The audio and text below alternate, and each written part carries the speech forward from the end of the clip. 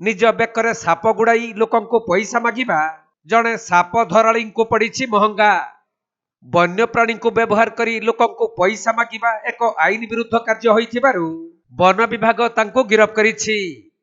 मिलिथिबा सूचना अनुसार गंजाम जिला उत्तर घुमसर वनखंड जगन्नाथ प्रसाद रेंज बेलगुंठा सेक्शन पंतीखारी ग्राम रे जणे साप धराली गोटे अजगर साप को निज बेकरे गुड़ाई गाँ गाँ बुली भिक मागुथबा बेले वन विभागर नजर रे ताहा पड़िथिला। तेणु वन विभाग पक्षरु युवक को गिरफ करा जिबा सह सापटी को उद्धार करी जंगल रे छड़ा जाइछि।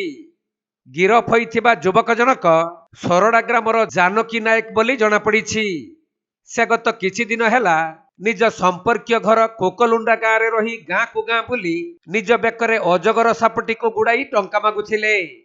हेले यह आईन विरुद्ध कार्य होइथिबारु वन विभाग उक्त युवक को गिरफ करने सहित गोटे साइकेल प्राय 20 किलो चाउल और 500 टंका जबत करिसंती।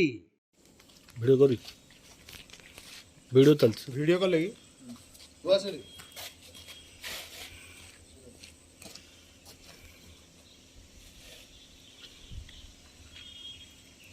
Ganjam जिल्लारू Ajit Kumar Patnaik report Konark live.